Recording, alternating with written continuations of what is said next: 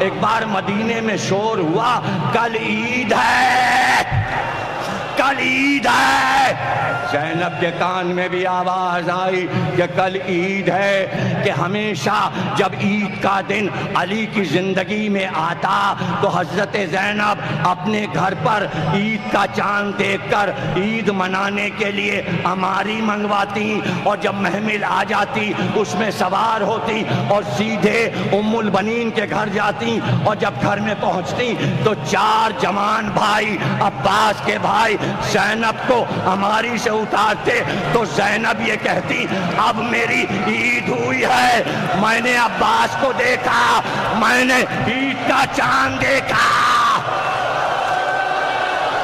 بہت گریہ کرو گے، جب یاد کرو گے تو بہت روگے۔ ساری عیدیں ایسے گزری کہ عباس 32 برس کے ہو گئے، لیکن ام البنین کو معلوم تھا کہ عید کی صبح کو شہزادی میرے گھر آتی ہیں۔ اب سن لو، جب زینب آ جاتی تو عباس مشک لے کر جاتے اور پانی بھر کر لاتے، سب سے پہلا جام بھر کر پانی کا زینب کو عباس پیش کرتے۔ زینب کہتی یہ پانی پی کر مجھے عید کا مزہ معلوم ہوتا ہے۔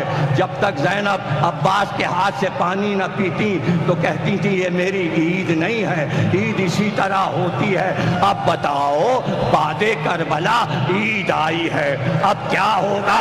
جب عید آئی سب پریشان تھے، ام البنین حیران تھی اپنے گھر میں کہ کیا ہوگا۔ ایک بار زینب نے کہا سید سجاد ہماری منگاؤ، بھائی ماتا ہماری منگاؤ۔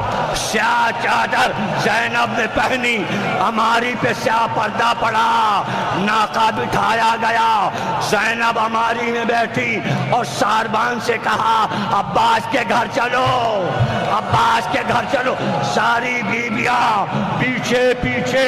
ایک بار ہماری سے زینب اتری اور اتر کر پردہ ہٹا کر صحن خانہ میں آئی۔ اب جو دیکھا تو ام البنین سر کے بال بکھرائے، دوڑ کر زینب سے لپٹ گئی، ارے عید ہے عید، ارے آل محمد کی عید ہے، سن لو، گریہ کرو۔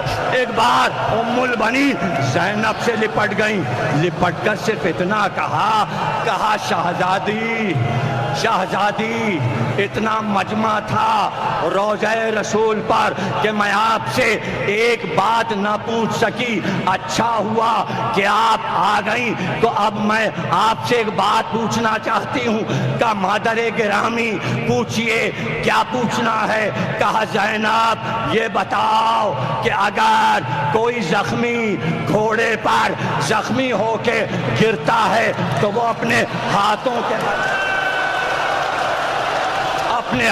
کے بل گرتا ہے، بس یہ بتا دیجئے جب میرا عباس گھوڑے سے گرا تو کیا ہوا؟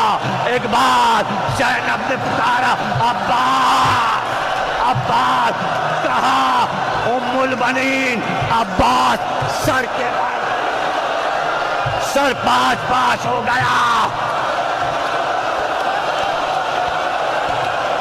دو جملے رہ گئے، دو جملے رہ گئے۔